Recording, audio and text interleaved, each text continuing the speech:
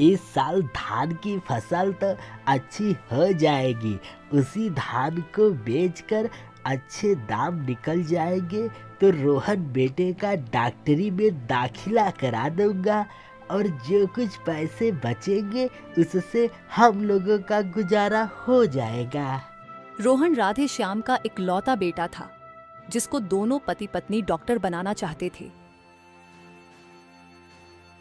रात के समय अचानक से तेज हवाओं के साथ जोर की बारिश होने लगी और ओले भी गिरने लगे। बारिश थमने का नाम ही नहीं ले रहा था।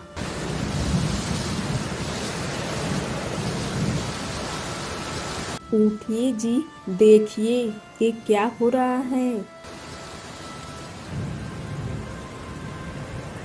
हे भगवान, ऐसा क्यों हो रहा है? धान की फसल तो पक चुकी है और तेज वर्षा और आंधी से तो सारी फसल नष्ट हो जाएगी।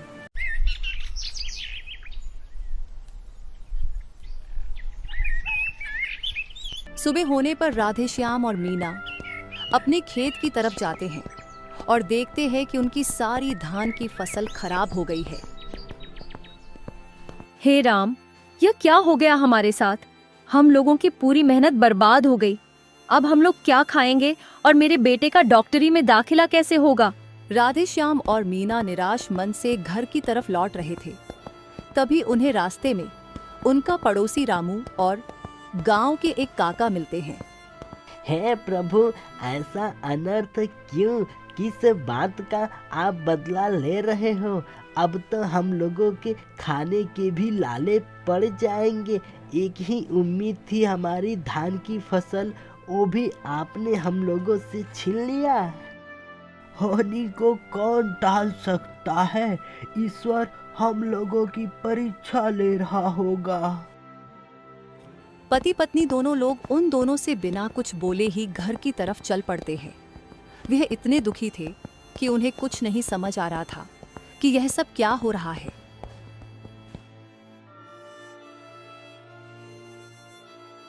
मीना खाना बना रही होती है, तभी वहां पर रोहन आ जाता है। माँ, आज आपने खाने में क्या बनाया है? तुम्हारे लिए सब्जी और चावल बनाई हूँ, आकर खाना खा लो। रोहन खाना लेकर अपने कमरे में चला जाता है। मीना और राधे श्याम की तो मानो भूख ही मर गई हो। वह तो अपने फसल के बारे में ही सोच रहे थे।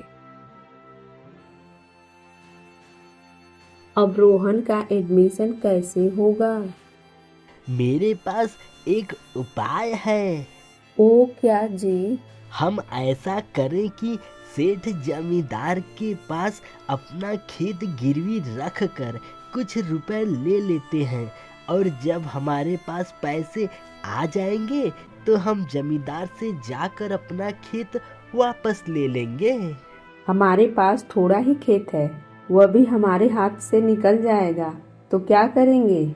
नहीं भाग्यवान, ऐसा नहीं होगा। मुझे अपने बेटे पर पूरा भरोसा है। वह एक दिन बहुत बड़ा डॉक्टर बनेगा। तो ठीक है जी, इसके अलावा आपके पास और कोई उपाय भी तो नहीं है? जैसा आप ठीक समझे।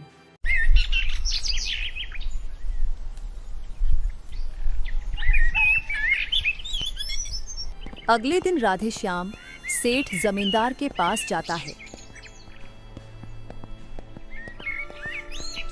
जमींदार साहब, ओ जमींदार साहब, कहाँ पर हैं आप? राधे श्याम की आवाज सुनकर जमींदार घर से बाहर आता है। साहब जी, हमें कुछ पैसों की जरूरत है। इस बार धान की फसल भी पूरी तरह से नष्ट हो गई। पैसे तो हम दे देंगे, लेकिन 1 साल के अंदर ब्याज सहित पैसे नहीं मिले तो तेरा सारा खेत मेरा हो जाएगा। अगर तुझे मेरी शर्त मंजूर है तो तू पैसे ले जा सकता है। ठीक है साहब, ये लीजिए जमीन के पेपर। जमींदार राधे श्याम को पैसे दे देता है। मेरी कही हुई बात का तुम ध्यान रखना। जी साहब जी, हम मेहनत करके आपके सारे पैसे वापस कर देंगे। राधेश्याम जमींदार से पैसे लेकर घर की तरफ चल देता है। इधर मीना अकेले उदास बैठी हुई थी।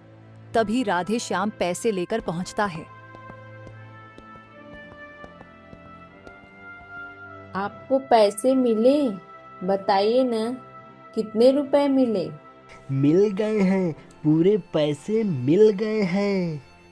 पैसे मिलने के बाद मीना ने थोड़ी राहत की सांस ली। हम लोग खेत में बहुत मेहनत करेंगे और सेठ का सारा पैसा चुका देंगे। तभी वहां पर रोहन आ जाता है। पिताजी, कॉलेज में एडमिशन लेने के लिए पैसों का बंदोबस्त हुआ कि नहीं अभी? हाँ बेटा, ये लो पूरे पैसे हैं और जाकर अपना एडमिशन करा लो और बहुत मन लगाकर पढ़ाई करना। ठीक है पिताजी।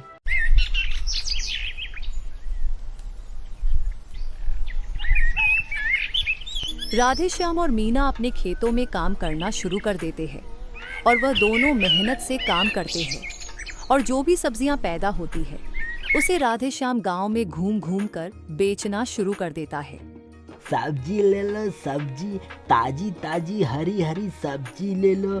सारी की सारी सब्जियां एकदम ताजी और फ्रेश हैं। अरे राधेश्याम, आलू कितने रुपए किलो दे रहे हो? 10 रुपए किलो है।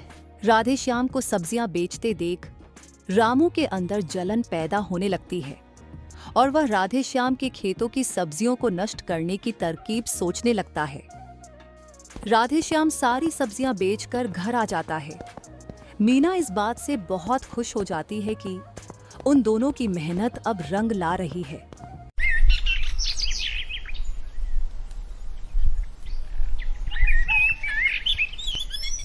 अगले दिन सुबह राधेश्याम और मीना अपने खेत की तरफ जाते हैं।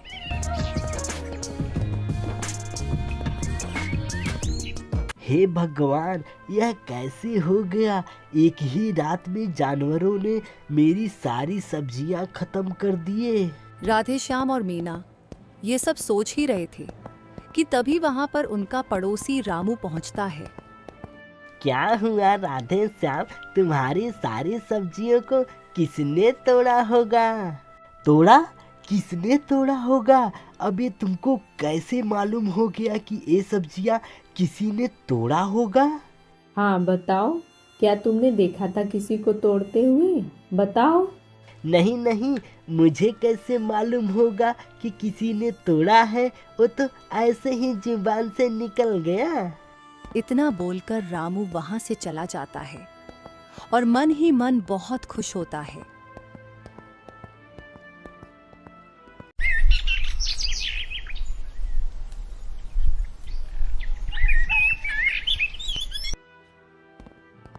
अगले दिन सुबह राधेश्याम बाजार से सब्जियां खरीदकर बेचने जाता है। वह अंदर ही अंदर टूट गया था क्योंकि उसकी सारी मेहनत पर पानी फिर गया था।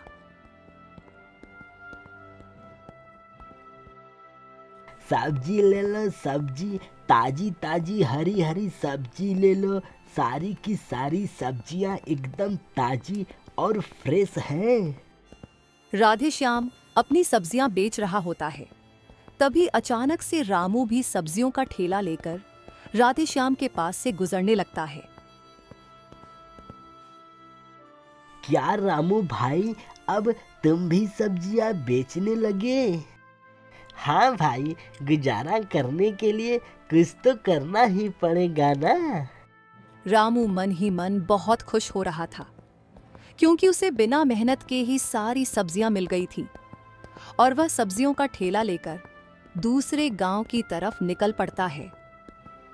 राधेश्याम बेटा, सुना है कि तुम्हारे खेत की पूरी सब्जियां एक ही रात में गायब हो गई। ए रामू को मैंने तुम्हारे खेत के पास रात को जाते हुए देखा था। क्या सच में काका? आप सच बोल रहे हो? हाँ बेटा, मैं सच बोल रहा हूँ। शाम को राधे श्याम सारी सब्जियां बेचकर घर पहुंचता है। राधे श्याम घर पहुंचकर अपनी पत्नी मीना को सारी बात बताता है। आने दो रामू को घर, उसको बताती हूँ। ऐसा काम करते हुए उसको शर्म नहीं आई? यदि उसके पास खाने के लिए नहीं था तो हमसे मांग लेता। ऐसा कहते हुए मीना की आंखों में आंसू आने लगते हैं।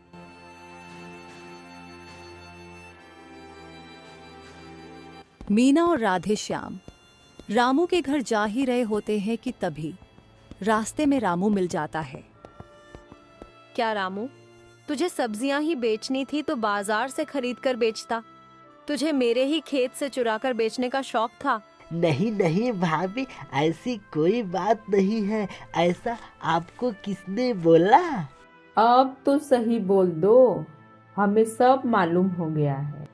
मुझे माफ कर दीजिए आप लोग। मुझे आप लोगों की खुशी देखकर जलन होने लगी थी, इसलिए मैंने ऐसा किया। राधे श्याम भाई, ये पैसे आज जितना मैंने कमाया है आप वापस ले लो, मुझे नहीं चाहिए। इधर रोहन अपने गलत दोस्तों की संगत में आ चुका था। वह पढ़ाई पर बिल्कुल भी ध्यान नहीं दे रहा था। वह भूल गया था कि उसके माता पिता ने उसे कैसे कॉलेज में एडमिशन दिलाया है। अरे रोहन भाई, आज पार्टी किसकी तरफ से है? दोस्त, आज तो मेरे पास पैसे नहीं हैं। अगली बार पार्टी मेरी तरफ से रहेगी। तू कब देता ही है पार्टी? जब देखो तब बोलता है मेरे पास पैसे नहीं है। शुक्र मनाओ मेरे जैसा दोस्त तुम्हारे पास है। ठीक है, आज मेरी तरफ से पार्टी है, बस तुम हम लोगों के साथ हमेशा रहना। इधर रोहन के माता पिता को कुछ नहीं समझ आ रहा था कि वह जमींदार के पैसे कैसे लौटाए। केवल 5 ही महीने रह गए जमींदार को पैसे वापस लौटाने में। यदि हम लोग नहीं वापस किए तो जीवन का गुजारा कैसे होगा, जब हमारे पास खेत भी नहीं रहेगा। अरे भाग्यवान, तुम इतना क्यों सोचती हो? भगवान है ना, वही हमारा भला करेंगे। हमारा बेटा जल्द ही डॉक्टर बन जाएगा तो हम लोगों का सारा दुख दूर हो जाएगा।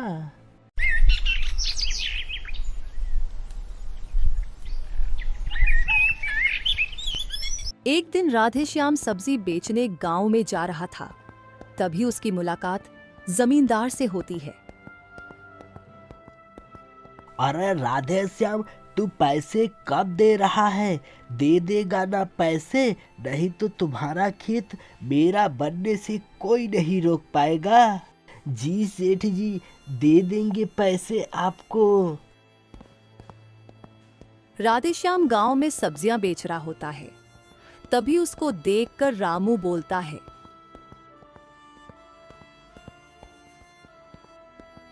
लड़के को शहर पढ़ाई के लिए भेज तो दिए हैं, उसे शहर की हवा न लग जाए और वह अपना गांव ही कहीं भूल जाए। राधेश्याम घर आकर अपनी पत्नी से बोलता है।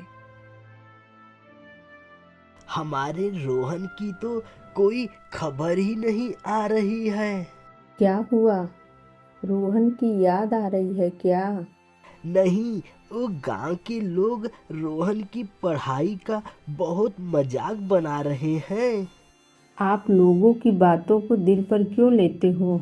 उनका तो काम ही है दूसरों की बुराई करना। मेरा रोहन बहुत मेहनती है, वह हम लोगों को कभी निराश नहीं करेगा और बहुत बड़ा डॉक्टर बनेगा, आप देख लीजिएगा।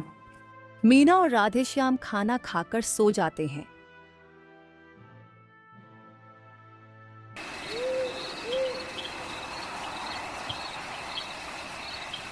रात में अचानक राधेश्याम मीना को आवाज देता है। ओ भाग्यवान, सुनती हो? उठो तो जरा। जी क्या हुआ? इतनी रात में क्यों बुला रहे हैं? कुछ परेशानी है क्या? पेट में इतना अधिक दर्द हो रहा है, मुझसे उठा नहीं जा रहा है और मुझे सांस लेने में भी बहुत परेशानी हो रही है। हे भगवान, आपको क्या हो गया? अभी तो इतनी रात है।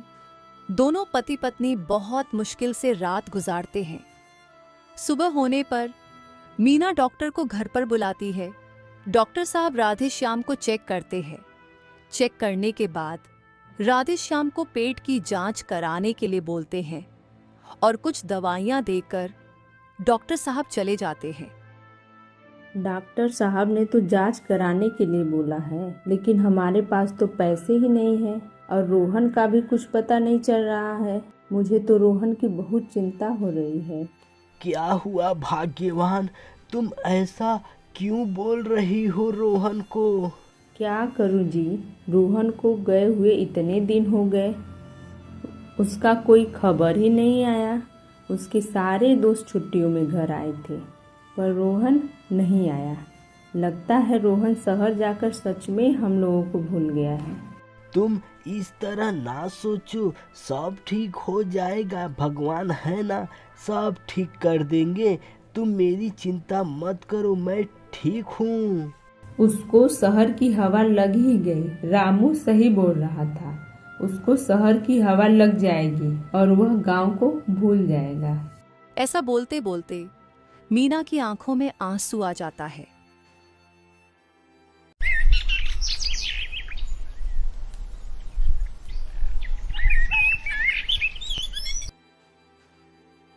राधे श्याम के पेट में दर्द के कारण अब वह सब्जियां बेचने नहीं जाता है। एक दिन जमींदार राधे श्याम के घर आता है। राधे श्याम, अरे ओ राधे श्याम, कहाँ है तू? बाहर निकल। जमींदार की आवाज सुनकर राधे श्याम घर से बाहर आता है। क्या राधे श्याम, 1 साल तो पूरे हो गए, तुमने तो मेरे पैसे वापस ही नहीं किए। आज के बाद से तेरा सारा खेत अब मेरा हो गया है। साहब, 1 महीने का और समय दे दीजिए, मैं आपके सारे पैसे वापस कर दूंगा साहब। कभी नहीं, मैं अपनी बात से कभी पीछे नहीं हटता। जो भी खेत में फसल है उसे जाकर काट लो अभी। मैंने तो पहले ही बोला था कि बेटे को शहर मत भेजो। देख लिए ना बेटे को डॉक्टर बनाने का परिणाम। जमीन बेचकर चले थे बेटे को डॉक्टर बनाने, ना बेटा रहा और ना ही जमीन रही। जमींदार ऐसा बोलकर वहां से चला जाता है। मीना और राधे श्याम को समझ ही नहीं आ रहा था कि वह क्या करे। बना दिए न अपने बेटे को डॉक्टर। अब डॉक्टर को तो मालूम भी नहीं होगा कि हमने कहाँ से उसे रुपए दिए थे। और डॉक्टर जी इतने दिन हो गए, हम लोगों को देखने भी नहीं आए। ऐसा बोलते हुए मीना की आंखों में आंसू आ जाता है और राधे श्याम भी अंदर से पूरी तरह से टूट जाता है। उसका पेट का दर्द भी बहुत ज्यादा बढ़ गया था।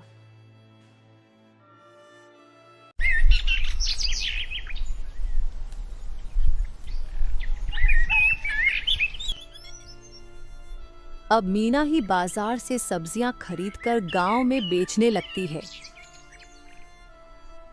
एक दिन मीना गांव में सब्जियां बेच रही थी, तभी रास्ते में उसे रामू मिलता है।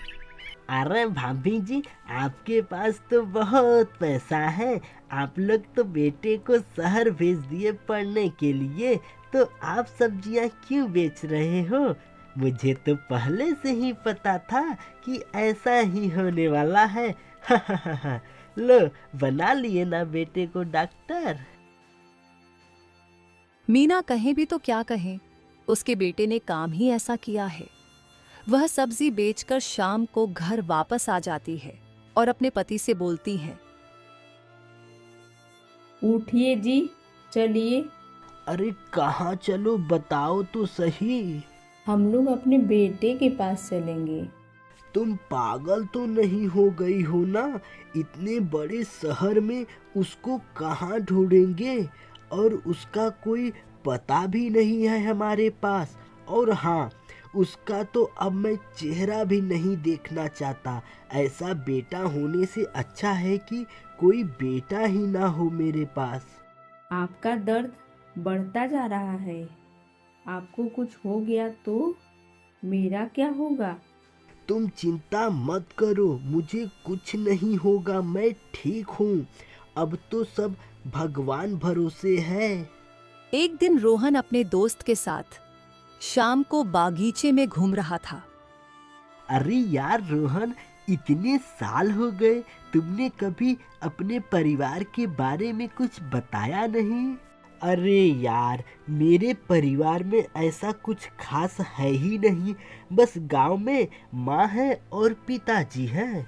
तुम कितने किस्मत वाले हो कि तुम्हारे पास माता पिता हैं तुम्हारी केयर करने के लिए। काश मेरे माता पिता भी आज इस दुनिया में होते। तो कब जा रहे हो उनसे मिलने? नहीं यार, अब गांव में जाने का मन ही नहीं करता, मैं यहीं पर ठीक हूँ। तुम्हारे साथ रहते हुए इतने साल हो गए, लेकिन तुम तो कभी गांव गए ही नहीं। क्या हुआ, तुम मुझसे कुछ छुपा रहे हो क्या? नहीं नहीं, ऐसा कुछ नहीं है, बस ऐसे ही। तुम्हें अपनी दोस्ती की कसम, सच सच बताओ। रोहन अपने दोस्त को सारी सच्चाई बता देता कि कैसे कैसे उसके माता पिता ने अपनी जमीन को गिरवी रखकर उसे डॉक्टर बनाया। तुम तो मेरा दोस्त कहलाने के लायक ही नहीं हो, तुम ऐसा सोच भी कैसे सकते हो? इतना बोलकर रोहन का दोस्त वहां से चला जाता है। रोहन को भी समझ आने लगा कि उसने अपने माता पिता के साथ गलत किया है। उसे अपनी गलती का एहसास हो जाता है।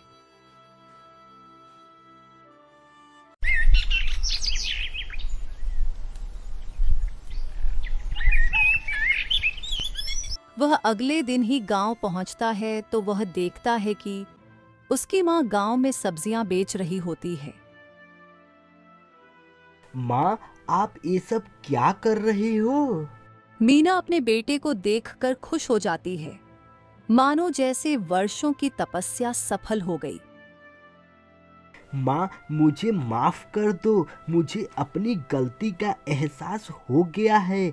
मुझे पता है आप लोगों ने मेरे लिए क्या क्या नहीं किया। मुझे माफ कर दीजिए माँ, अब मैं आप लोगों को छोड़कर कभी नहीं जाऊंगा। मीना रोहन को लेकर घर जाती है। पिताजी, मुझे माफ कर दीजिए, मैं आपका गुनहगार हूँ। आप जो सजा देंगे मुझे मंजूर है। आप इसे माफ कर दीजिए, देर ही सही, पर अपना बेटा घर लौट कर आया। हमारे लिए इससे बड़ी खुशी और क्या हो सकती है। राधे श्याम भी रोहन को माफ कर देता है और रोहन अपने पिता का इलाज घर पर ही कर देता है और वह गांव में ही एक छोटा सा क्लिनिक खोलकर गांव में ही रहने लगता है। गांव के लोगों का भी मुंह बंद हो जाता है। गांव वाले भी रोहन की तारीफ करने लगे और राधे श्याम और मीना दोनों खुशी खुशी रहने लगे।